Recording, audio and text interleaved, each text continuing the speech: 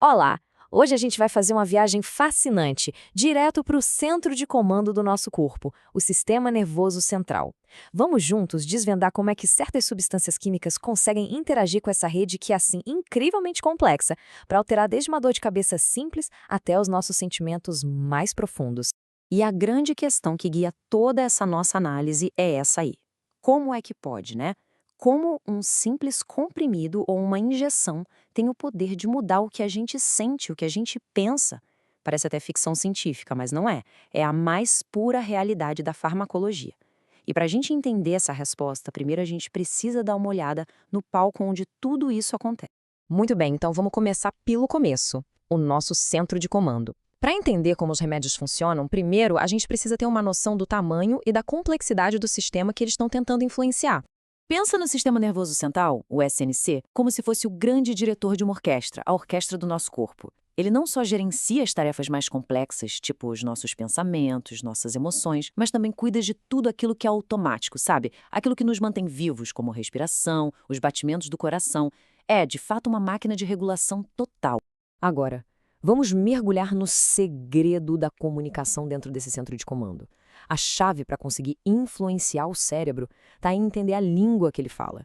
E essa língua é fundamentalmente uma conversa química. O grande protagonista dessa conversa é o neurotransmissor. Imagina que ele é tipo um carteiro químico que fica levando mensagens de um neurônio para o outro. Nomes como serotonina, dopamina, GABA são alguns desses mensageiros. E cada um carrega uma mensagem bem específica. Pode ser uma mensagem de felicidade, de motivação ou até de calma. E aqui está o pulo do gato. Essa comunicação toda acontece em 3 etapas. Primeiro, a liberação. O neurônio solta a mensagem. Segundo, a ação. Essa mensagem se conecta ao próximo neurônio, entregando o recado. E terceiro, a recaptação. Essa mensagem é removida, limpa da área, para encerrar o sinal.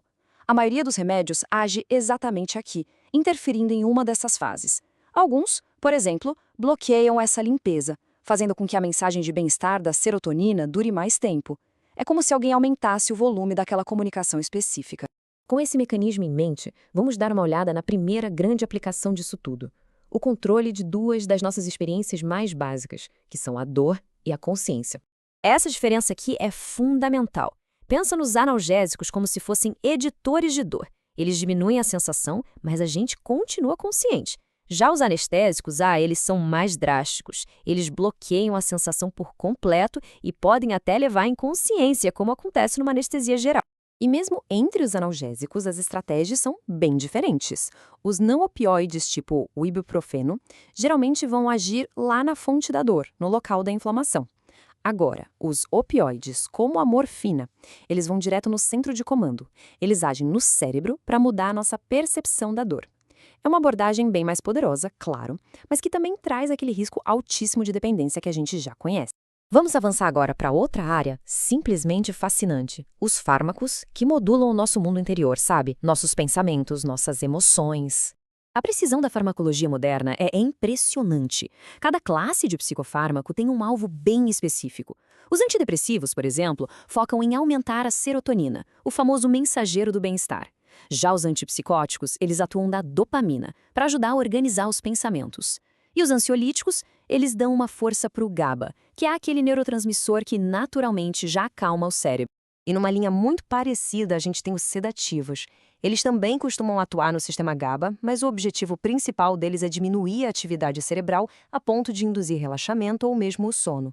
É o mesmo princípio dos ansiolíticos, só que com um efeito bem mais pronunciado. Por fim, vamos abordar um dos maiores desafios da medicina hoje: usar a farmacologia para lutar contra doenças que causam literalmente a destruição física do cérebro. No caso do Alzheimer, as estratégias são duplas. De um lado, a gente tenta compensar a perda de um neurotransmissor que é essencial para a memória, a acetilcolina. Do outro lado, o objetivo é proteger os neurônios de mais danos, bloqueando o excesso de um outro mensageiro, o glutamato. Ele em equilíbrio é vital, mas em excesso ele se torna tóxico para as células cerebrais. Já no Parkinson, o problema central é a falta de dopamina. Então, a lógica dos medicamentos é bem direta. A primeira estratégia é fornecer a matéria-prima para o cérebro conseguir fabricar mais dopamina, que é o que a levodopa faz. A segunda é usar moléculas que imitam a dopamina. Elas são chamadas de agonistas. E, basicamente, elas enganam os receptores agindo como se fossem a dopamina original. Então, o ponto central que une todos esses exemplos é este. A farmacologia do sistema nervoso é a arte da intervenção precisa. Cada fármaco é desenhado para ajustar, de forma sutil ou muito potente, esse equilíbrio químico que é incrivelmente delicado e que governa tudo.